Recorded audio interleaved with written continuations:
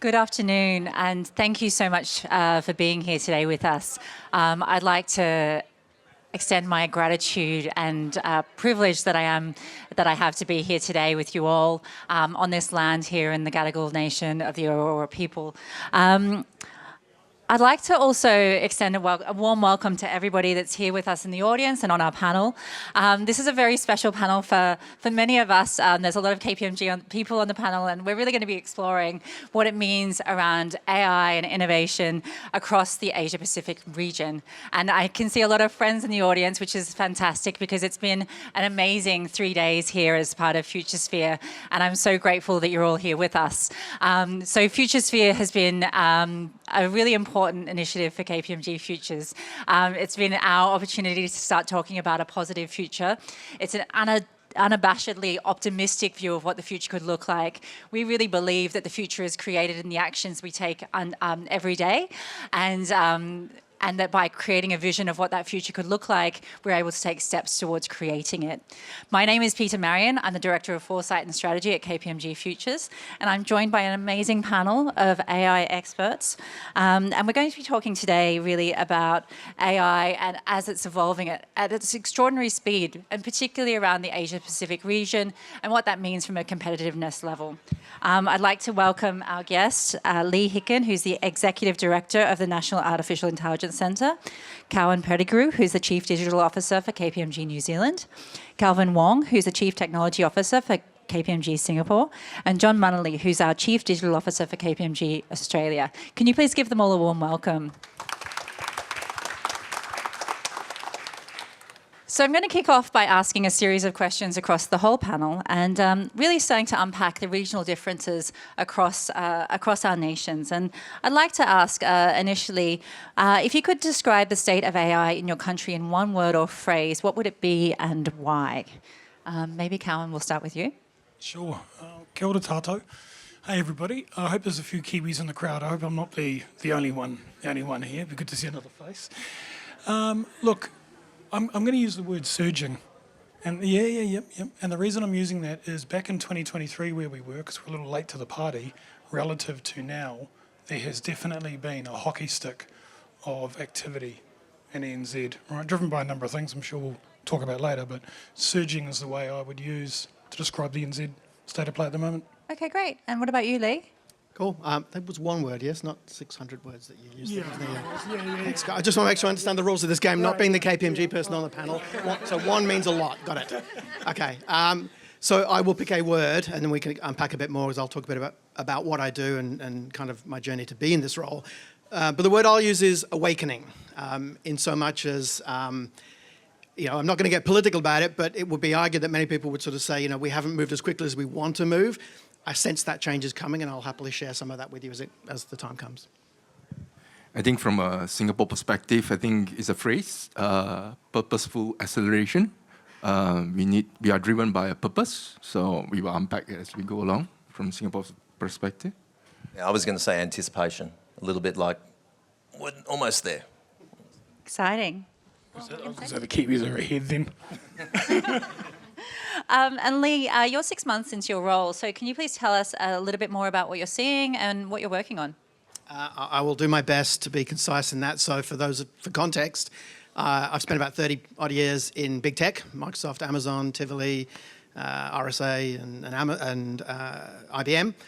And 6 months ago, I left the private sector to take up the role as the head of the National AI Centre for Australia in the public sector, working for the federal government.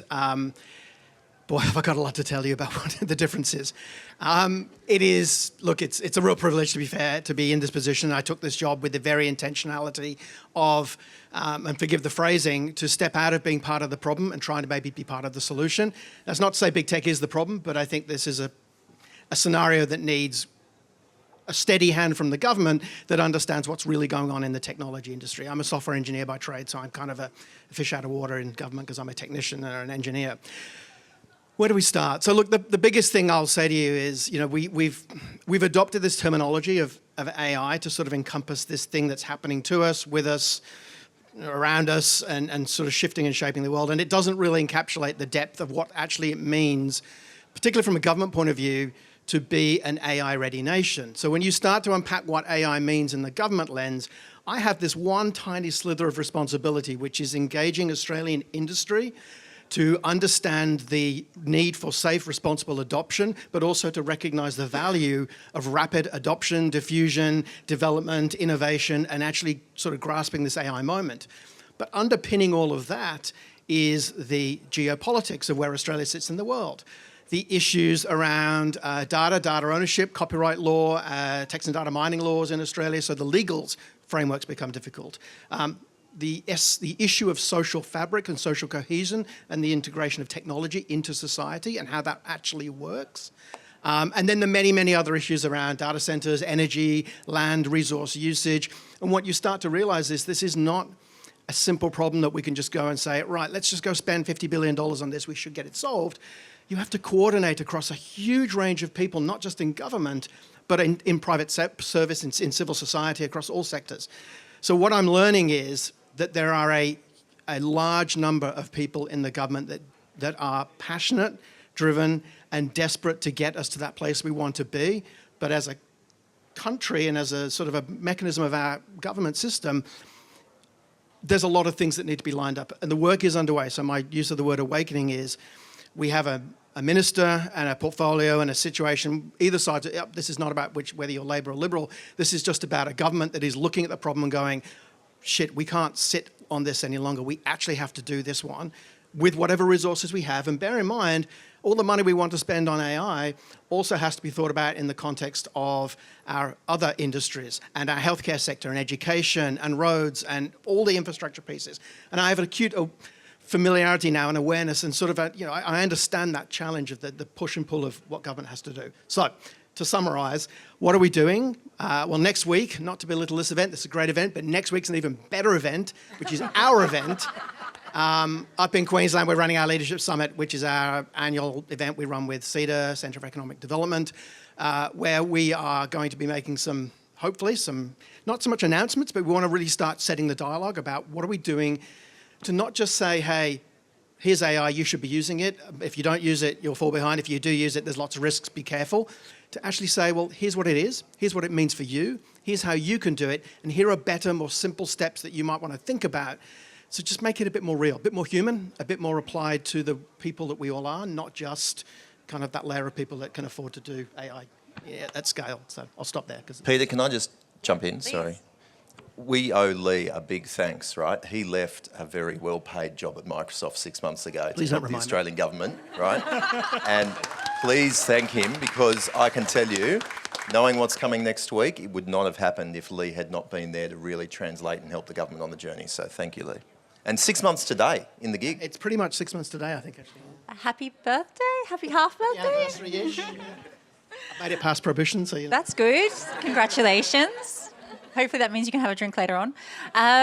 Calvin, Cowan, can you please each speak to how your governments are approaching your AI strategies from a national perspective? All right. I think for Singapore being the regional financial hub, second only to Switzerland, is getting there. We just beaten Hong Kong. So it's important for us to have, to allow us to build a trust framework in terms of AI, because that is really important for us. One thing I think from a Singapore government perspective, not wearing the KPMG hat here now, just an observer, and we did many workshops with the government agencies. I think the important thing is AI for public good.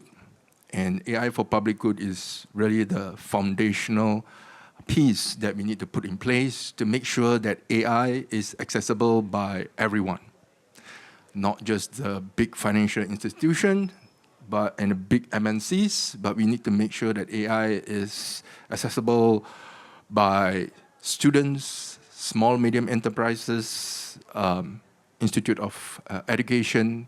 So there are many agencies that are working together.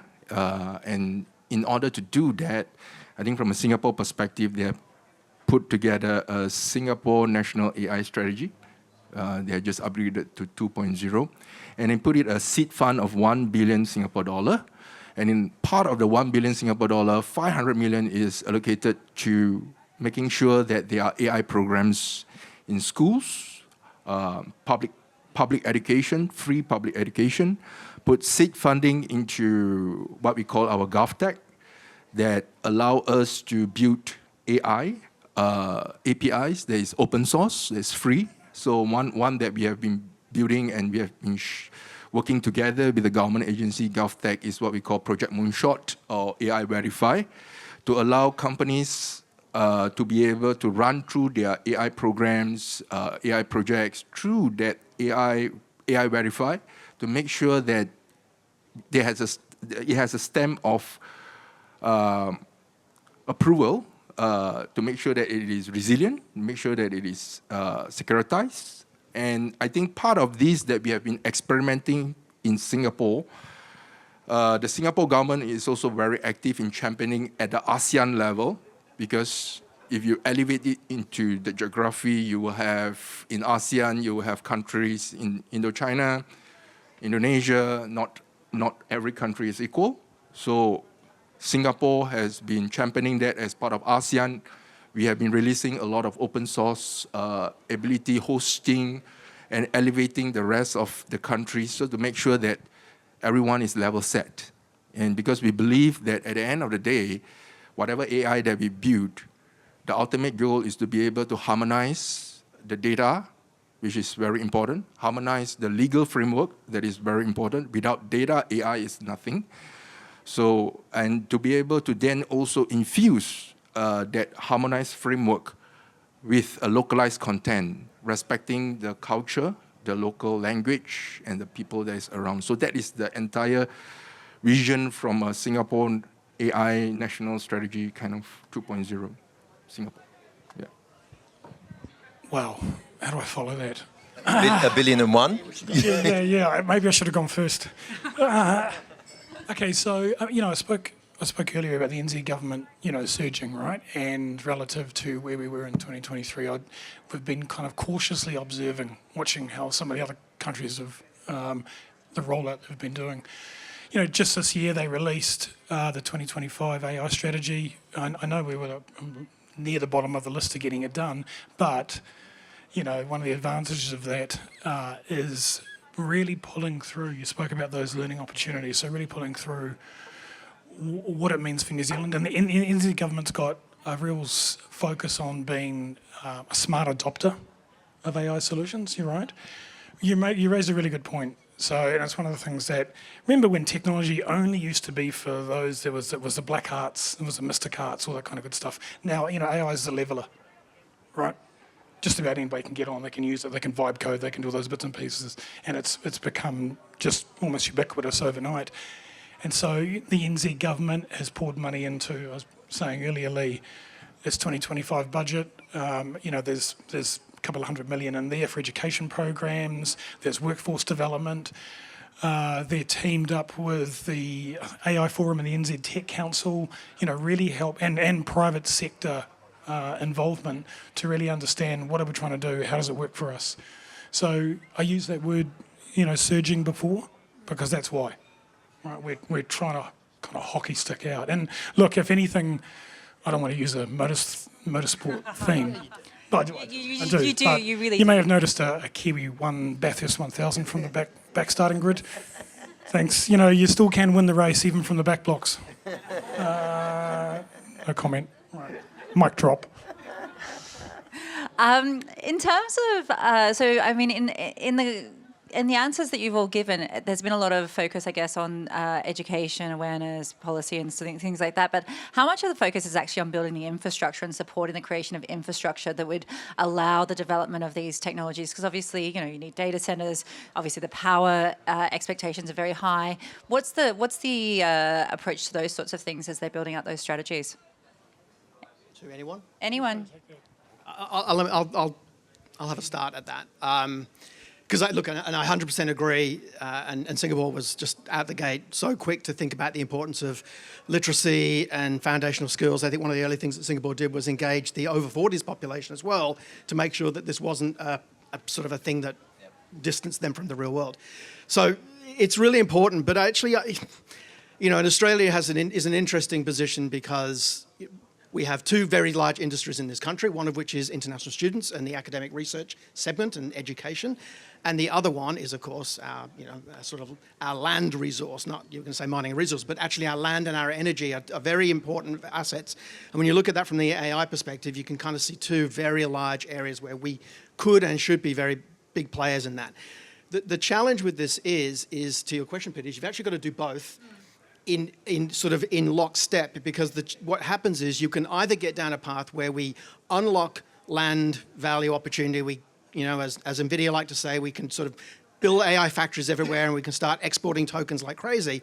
But if we don't have the skilled resources, the people, and the impetus and the trust, to your point, Kelvin, in the country to do that, then we'll be investing huge amounts of money in an output that nobody can utilize. Flip side of that, of course, is if we educate everybody, skill everybody, maintain trust, create that pathway to say, this is how we're going, but we can't build fast enough, then they will go overseas, offshore, and that, gets us there, but doesn't get us to the place we really want to be. And the approach in Australia today, and I think the Minister made the announcement a little while ago at, I think, the Tech Summit event, but I forget exactly where, about the national plan and the intention to bring that out. And I can't tell you anything about that for obvious reasons, but I can tell you that the thinking process is very much across that spectrum of how do we help people get skilled? How do we help ensure that Australia takes its share of that global market that is available? And how do we make sure that all of that is done for the benefit of Australians predominantly? Forgive me, Kiwis. We love you, but not that much. But how do we balance those three things? And that's the approach that Australia is taking today. And I actually think they've done a very good job on getting the data centre conversation up in the last couple of weeks. If you think back to the productivity roundtable, the big piece out of the productivity roundtable was data centres. We used to talk about 50 megawatts as being a big data centre. They're now talking about one out at Western Sydney Airport. It's a gigawatt. Like, it is huge, right? Now, Singapore's had the other problem. They've run out of land. They've got nowhere to build data centres, so they've had to go to Malaysia, right? It's very, very different. We have a lot of land and we should have a lot of power to actually solve this, right? So maybe from a Singapore perspective, yes, a lion city, and we know AI. A lot of people try to avoid this conversation, how AI is in terms of ESG. Not very good, okay? From a Singapore perspective, we do not have the land, but for a longer term perspective, I think from the government, we are building up a Singapore-Johor free trade zone, just cross the border. And we are not just building, we are also investing together with the Malaysian government to make sure that the NVIDIA data centers, the Google, the Alibabas of the world, they are building massive data centers there, powering the data centers using renewable energy. So Malaysia has an entire different plan together in terms of their energy sector, 2.0 and 3.0. In fact, they are actually having the hydroelectric. Singapore government is trying to import solar-powered electricity all the way, pulling the cable down from Australia up all the way there to Singapore. I hope that is still going. So that is essentially the entire program to elevate. But at the end of the day, I think all this investment is to make sure. I think one key point that we felt is that we do not want to inbreed the AI capability, because if you inbreed the AI capability within Singapore, you are not developing the AI. You need to make sure that you have a larger pool of population, different thought, different intelligence, different viewpoint, to then be able to elevate the intelligence of AI. Right, so that is the inbreeding thing that we are trying to avoid, and we want to make sure that we don't keep it to ourselves. We want to make sure that the rest of the ASEAN countries are participating together with us. Can I just add a comment before I go to you, Cohen? Just because I want the ESG thing. I mean, like it is the elephant in the corner, and we can't brush past it. We have to recognise that problem. It's a very important part of the ecosystem, the equation here in Australia. But just this morning. There's an Australian company called Firmus, if you're not familiar with them. Firmus, who have developed a sort of set of mechanisms for low water usage, liquid cooling, and other things to reduce the overall energy footprint, the POE, specifically on AI factories, working very close with NVIDIA. The only reason I bring it up is it's just to make the point that there's an often held belief that Australia is not even a fast follower or a bit of a slow follower on this AI, but actually if you just peek under the rug a little bit and take a little look around, there's a lot of very impressive world-leading innovation happening in Australia, and we just probably don't give it the airtime that it needs. And up here, you've seen a bunch of stuff. Sorry, James, I can see you looking at me going, talk about upstairs. Upstairs also. But I think we do kind of get caught up a lot in the narrative that Australia is just a bit shit at some of this stuff. And the truth is, actually, we're not. We just don't shine a light on ourselves as much as we should. But it's not the tech we're shit at. It's the approvals. Like I had one of the telcos tell me the other day, to get a pipe from Sydney to Melbourne, they had 2,000 approvals to go through. If you're going to get political, John, I can't speak to you. Well, I think that's where the challenge is in Australia, right? It's not that we don't have the technology, the capability, the energy, the land. For us, it's actually working through the approvals. And to be fair, the government is looking at some sort of special certified zones where they'll almost skip past local government and just go, this is important for state, this is important for federal, we're rezoning this land. I'm waiting for the Kiwis to come up with a data centre that's powered by sheep methane, because let me tell you, we will knock it out of the park. You spoke of that innovation piece, like Microsoft built its Azure data centres, as you know, down there.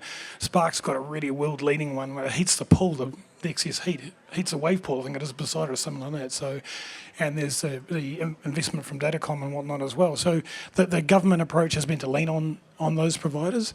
As I say, John, it's a similar thing. There's been quite a few approvals to step through, but there's bipartisan agreement from both sides of the parliamentary back blocks, if you will, that they have to get it done. Yep. That's really important. There's acknowledgement that we have to do it. Yeah, Yep. It's got to be done.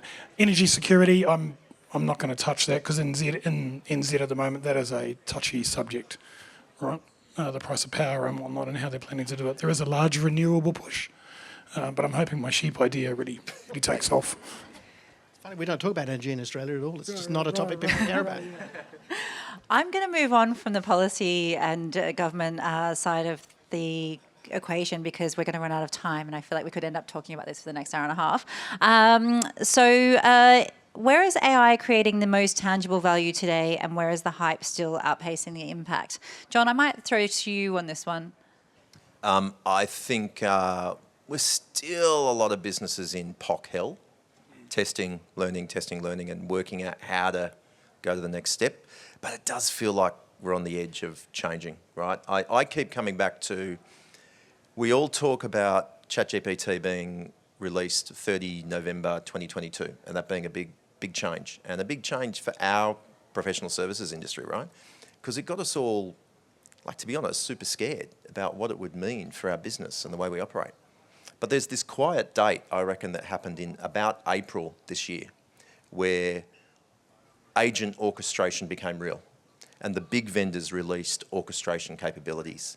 And I reckon if you were pessimistic back then in November 22, in April 25, you should be really optimistic for our industry, because it is going to change. Like, you can feel the wave coming.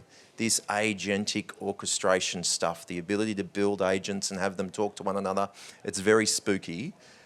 But to be honest, it's going to keep us in business for a very, very long time, because every business will need help doing it. So I reckon we're just like that. I keep using this anticipation word because it feels like just around the corner. I reckon the next 12, 24 months, we'll see a big leap in terms of the sort of capabilities moving from POCs to actually real use cases.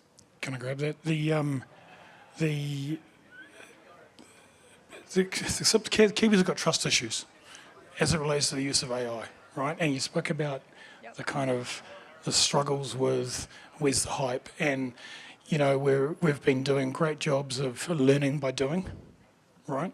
What has held that back, and probably led to a little bit of overhype is the term agent from an NZ perspective. What does it mean? Recognising the kind of the bespoke nature of our market with a lot of SMEs, a lot of SME businesses, and they're trying to balance. We spoke about investment spend. They're trying to balance rising cybersecurity costs, AI, cost of living crisis, and everything else under the sun. So we've got these really good pockets, like really enthusiastic drivers who really, really want to go, but there's just a few things that really need to fall into place before it becomes a reality for us like that. Can I answer? Sorry, I'll just add something on.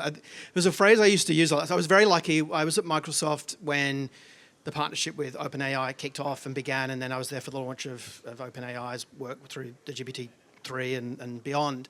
And we started to watch this sort of evolution happen, and we realized that actually what we had in our hands when we started talking about it, we were selling something that we didn't even understand what we had. And our relationship with AI got off to a bad start. Because I think what we get out the gate and said is, oh, look at what we've done. We've invented the most amazing thing in the world. It's going to change your lives. Robot cars flying whatever.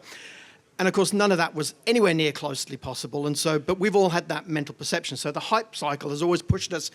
It's never quite enough. Like, it's great. Like, you've got these agents, but they don't do enough. Like, you said they were going to do X. They still lie. They still fail. They still break down. They still all these things. So we almost want to peel back to the heady days of November 30th, 2022, where it was all a bit simpler, and we just had this nice little interface that we could communicate with, and kind of get back to the roots of it. Because I think that's the problem now is if we went back to that with knowing what we know now, we'd really start to take a much more considered approach to what this technology actually means to us. Because what it fundamentally means to us is we've reinvented the means of communicating with technology, with robots, with devices, with machines, and potentially with each other. And we might have started thinking a bit more carefully about it. So I'm sort of a little bit, I actually think it's not as, I think we've gone too far. I think we've overhyped it. I'm not on the agent pipeline yet, John. I am. I'm still think we've still got to iron out some earlier kinks there. But that said, I was over at the NVIDIA AI kickoff day today, and their conversations around physical AI and robots. Oh my God. Like, they have really understood this thing in a way that I never thought. You sort of peel back the curtain a bit and go, oh, I see what you mean. Like, this is pretty impressive. So I'm very excited about where we're going. I just think we need to slow down the horse a little bit and take a few more steps, because we'll get there, but there are things we need to be doing a bit more carefully at this stage, I think. So going back to the two phrases, right? For Singapore is purposeful acceleration. We don't accelerate for the sake of acceleration. I think three sectors. Finance is very important. So finance, high adoption of AI with all the digital bank and all that is licenses that has been issued. So a lot of that. Second is, of course, logistics. Is a logistics hub. Changi Airport, the ports, and all that, PSA, and so on and so forth. I think the last sector that has been doing that way before all this hype is the high-tech semiconductor manufacturing, design, digital factory, light-out factory that is happening in Singapore, because labor costs essentially in Singapore is just way too high. So there's a lot of AI adoption there.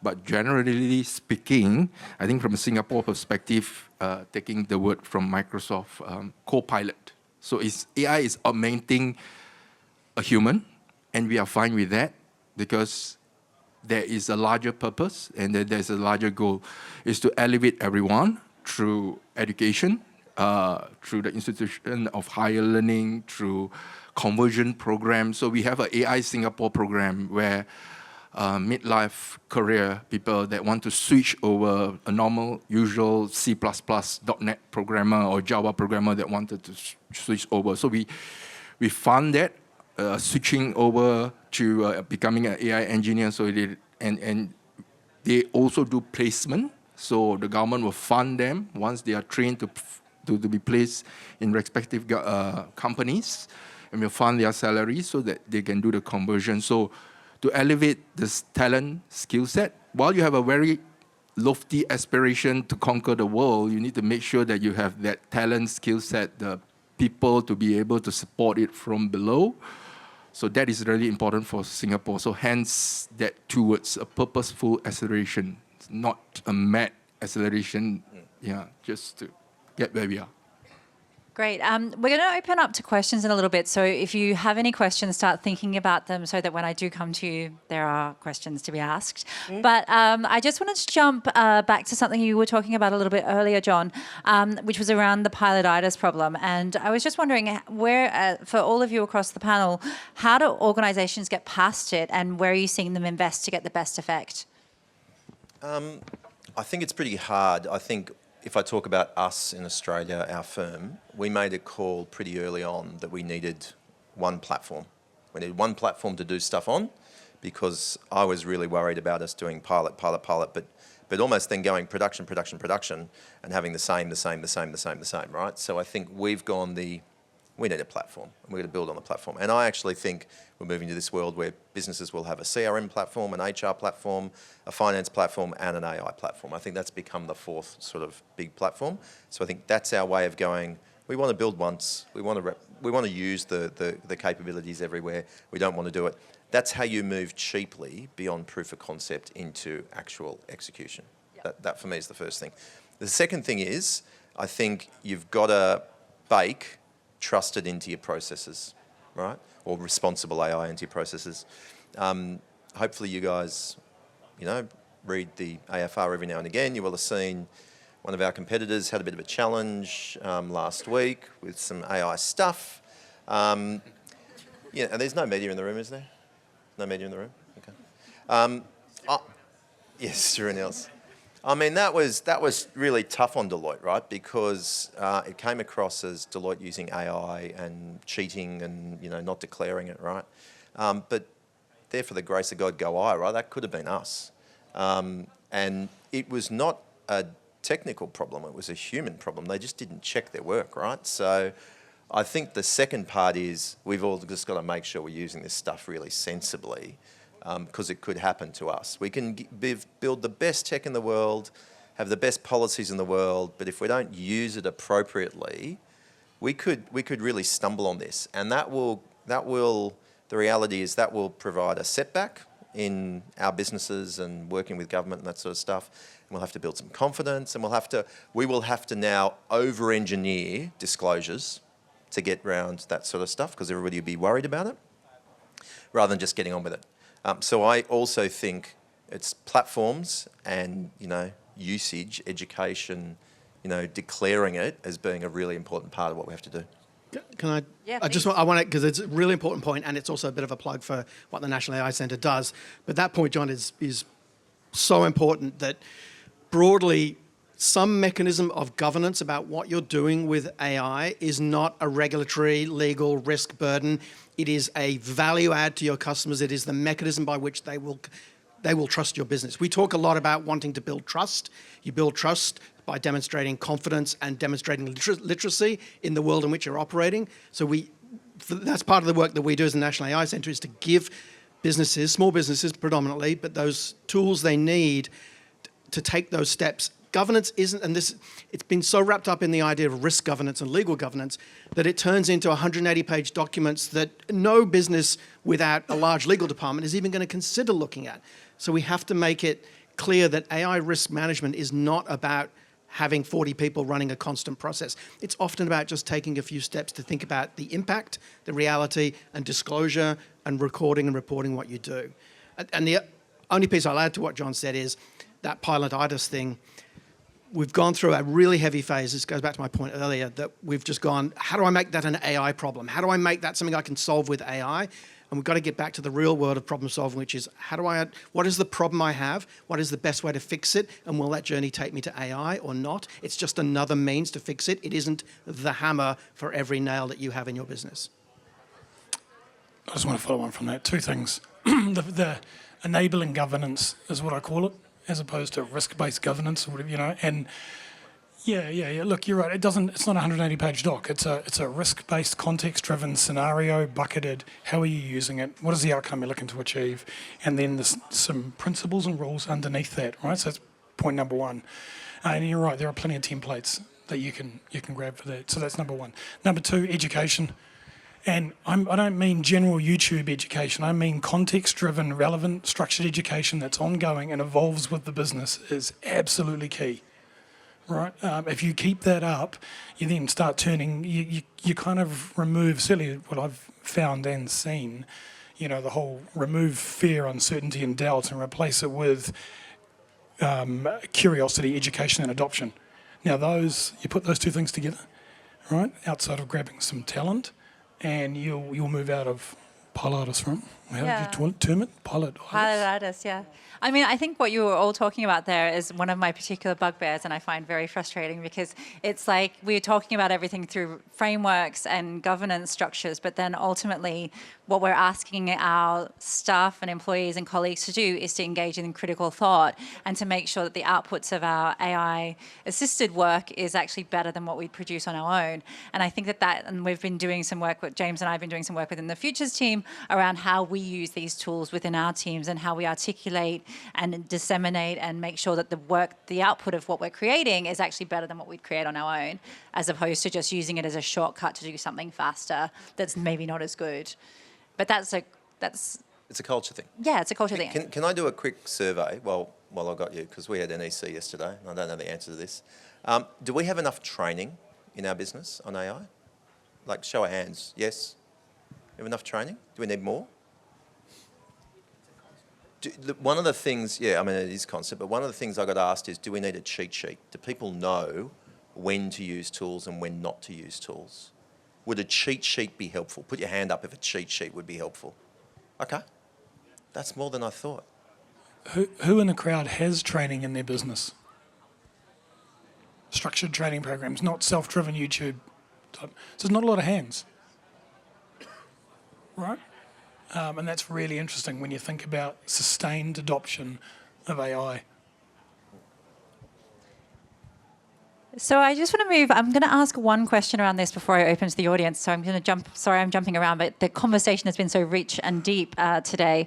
I wanted to talk a little bit about trust, and I wanted to start with you, Calvin, because in the Trust in AI research that KPMG conducts in partnership with the University of Melbourne, it's found that Singapore has one of the strongest levels of trust in AI amongst advanced economies. So how is Singapore managing to innovate rapidly while maintaining public trust, and what lessons could others take from that? I think from a Singapore perspective, it is always doing things purposefully and looking at the big picture. What's the end goal? Begin with the end in mind. I think, and once you have that sort of established, you cascade down via the agencies and make sure that the framework and the regulatory and whatever things that are able to govern the industry are in place before, because a lot of observation that we have seen is that the industry run off doing their things and regulation comes later. And the industry need to then pull back the acceleration in order to make sure they comply to the governance. So very early on, for example, the Monetary Authority of Singapore, essentially the agency that issues all the financial institutions the license to operate in Singapore, has came out with a very clear AI governance framework. And the important thing about the AI governance framework is the key two words: responsible innovation. Because we know if we switch the dial to the other end, for example, there are certain risk professionals, that wouldn't park basement in case the building collapse, that kind of all over to the other side kind of risk thought process is not good for innovation. So, and it is not mutually exclusive. So what MAS has done is to make sure that it is an adaptive risk approach. We change as things progress, and to make sure that we allow responsible innovation to take place in the financial institutions, in the all the entire industry. So MAS then will lead to the rest of the agencies to be able to then follow up. For example, in our space, our ISCA, for example, the chartered accountants, the certified chartered tax professionals, they adopted some of these frameworks. And the banks then, for example, our clients will then adapt some of this framework into their engagement with us to make sure that we are able to then advise and engage them. So all this has a cascading effect that builds the trust of the people of Singapore, to make sure that there's a purposeful thought process that has been put in place and that is really important in order to build trust over time. Great. And what are you seeing in New Zealand? And John, maybe do you want to speak to Australia as well? From a trust perspective, yeah. Look, I mentioned earlier that the Kiwis have, and it's well documented, trust issues with AI, right? But what we have been doing is celebrating the wins. I said the government's got it's aligned with the OECD principles now, right? You spoke of that ASEAN link. So where we do have the wins, we're certainly flying the flag, and there has been some good ones, right? Very point agri-tech manufacturing.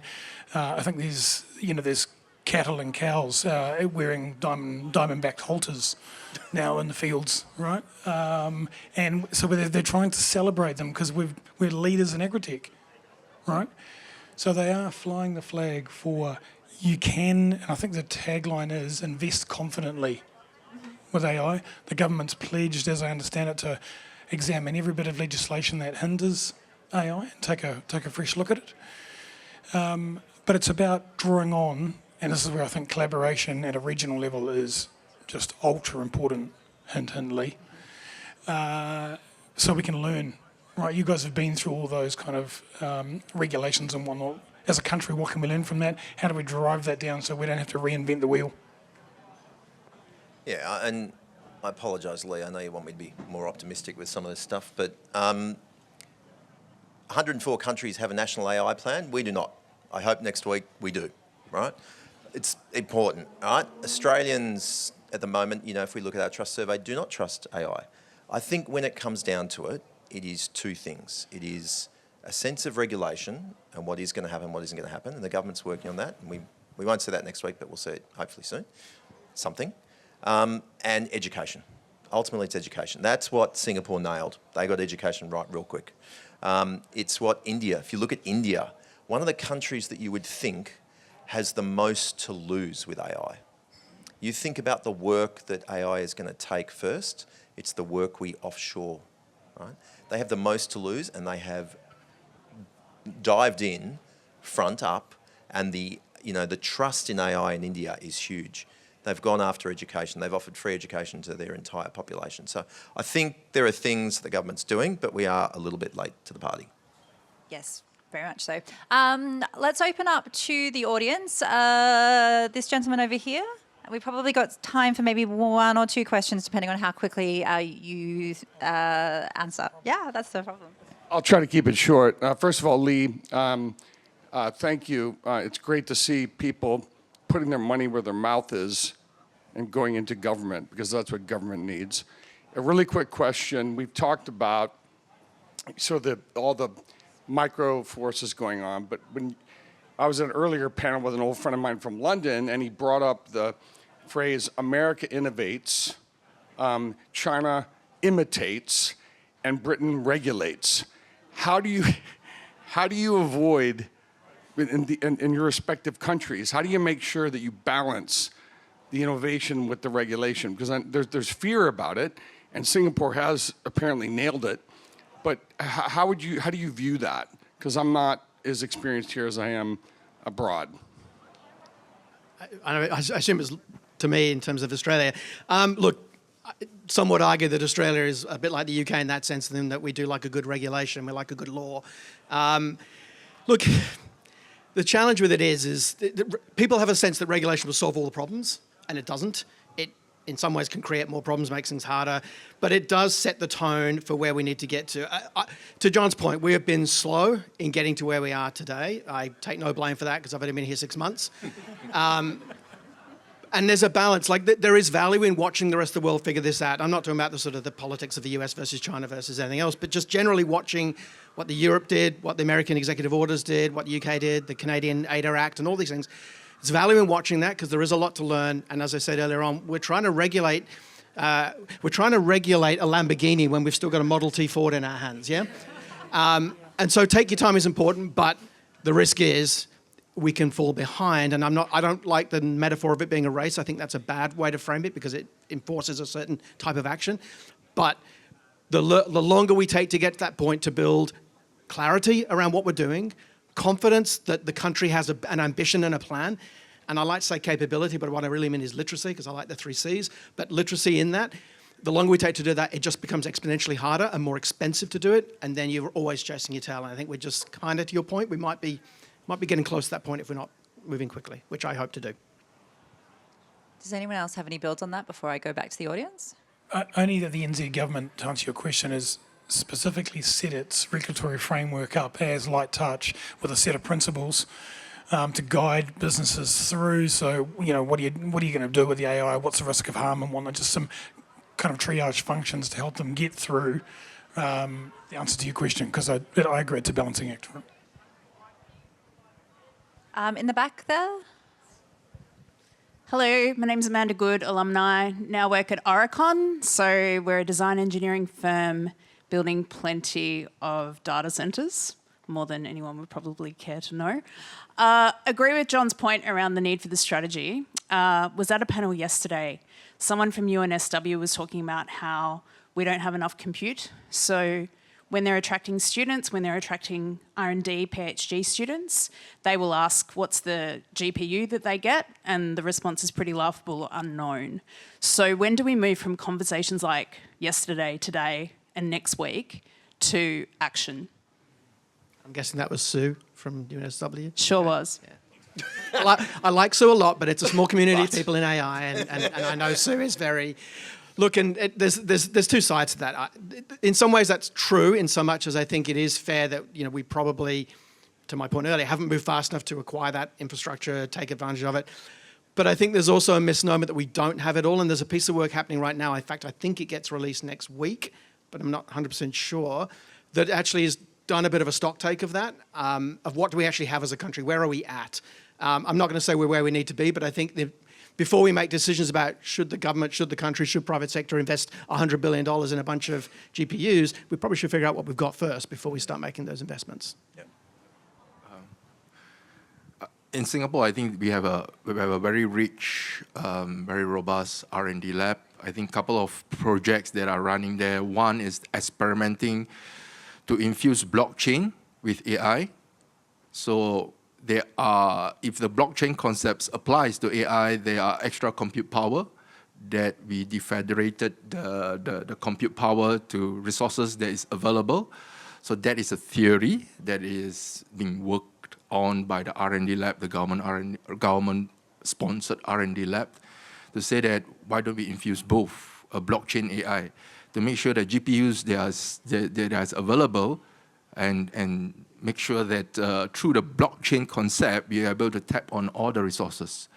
Now it is essentially, if you really deep dive into it, it is, and some researcher will say that it is a very close loop process between NVIDIA and the rest of the entire ecosystem.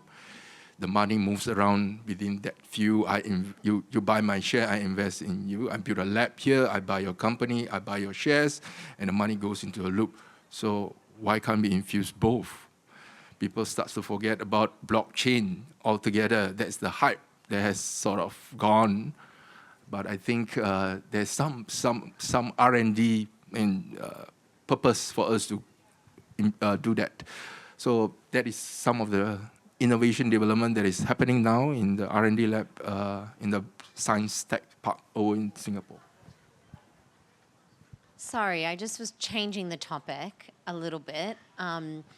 When we talk about AI and we talk about the adoption of it, we also, on one hand, also talk about the reduction of workforce.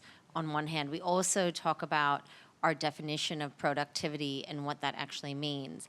And I guess I wanted to get your point of view on how are you also redefining what productivity means in this age of agentic.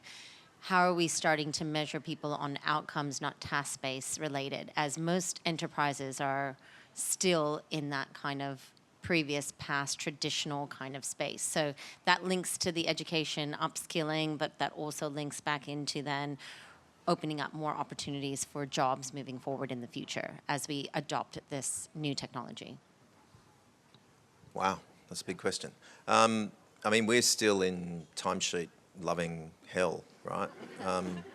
So we're not quite at that point of measuring outputs, I think, with our team. but it is posing us questions around what does it mean.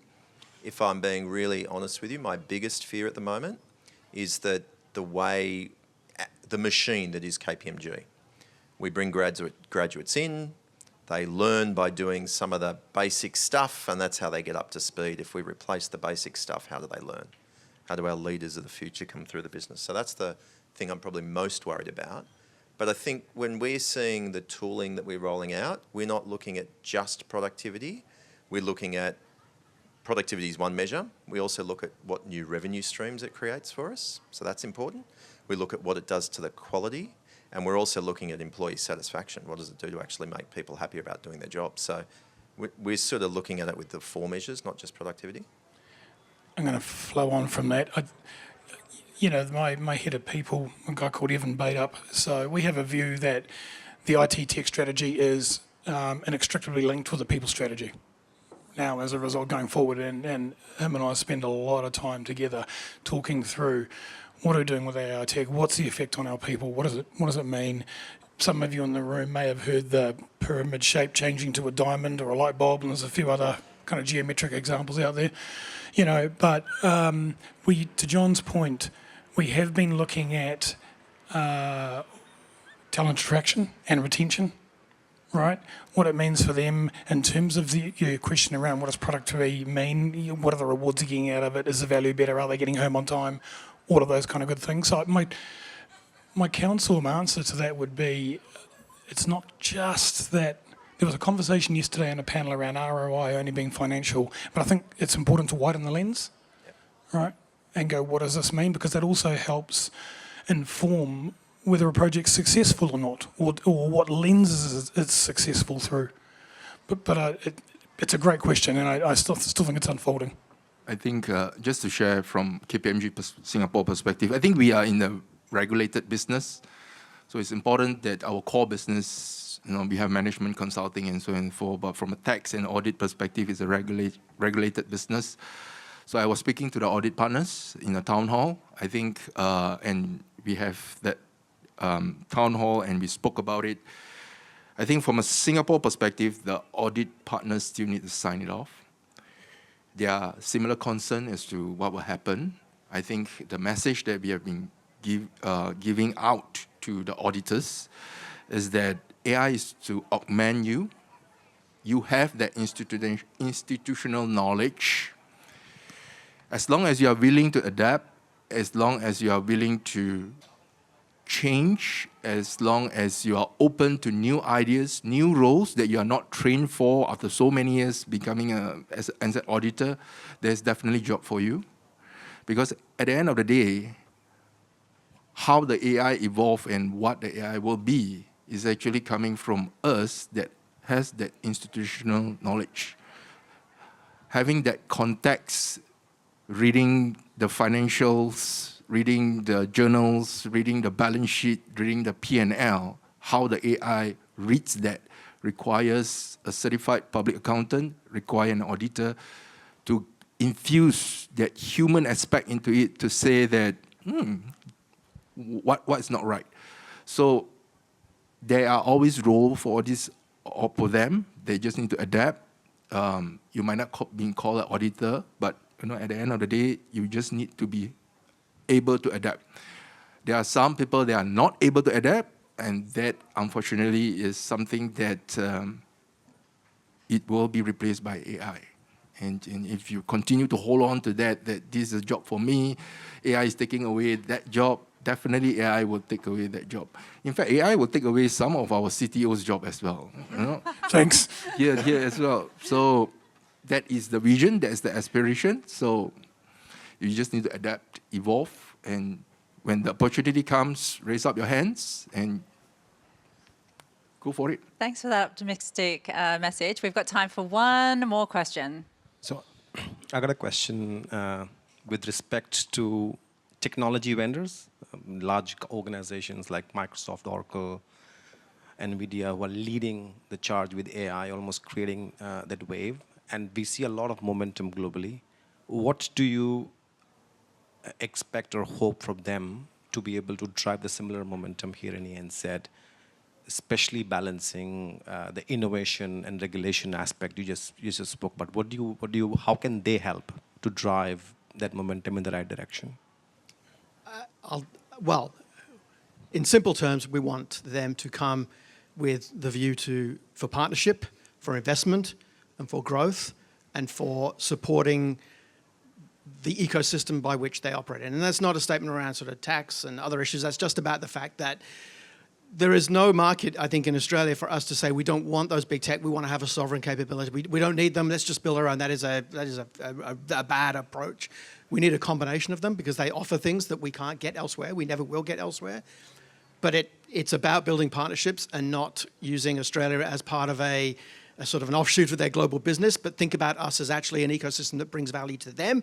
So it becomes, it's that partnership piece. It's about what do we have, but what do they need from us, but what do we take from them? Great. Well, I think that's all we have time for today. So thank you all for joining us for the panel. Thank you to the panelists. But before we wrap up, I just wanted to hand over to James Mabbott, who is the partner in charge of KPMG Futures. We are wrapping up Futuresphere this afternoon, and he would like to hand over to him. Great. Thank you, Peter. First off, just want to thank everyone for turning up for what is our final session of Futuresphere. Fantastic panel. But there's a couple of people I just wanted to highlight who I think deserve a special round of applause because this is not easy to do what we've done here, and I encourage everyone who's sat down here and hasn't had a chance to walk around to do so in the next half hour. So 4 o'clock, we're going to be done. But first off, I'd just like Christiana and Charlotte, just put your hands up. So these guys make everything happen in here. Can we give them a big round of applause?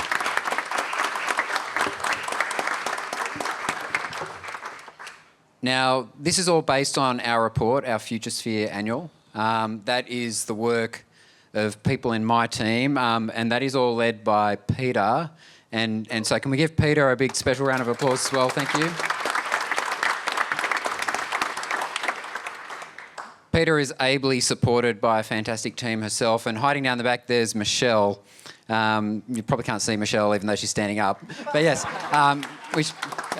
if anyone's been outside and had a look at the agentic wall that talks about the future of agents in the enterprise and all that stuff, Michelle put that together under a lot of intense pressure from all sorts of people. She was the hot chip on the beach as all the seagulls gathered around. A lot of hard work went into that.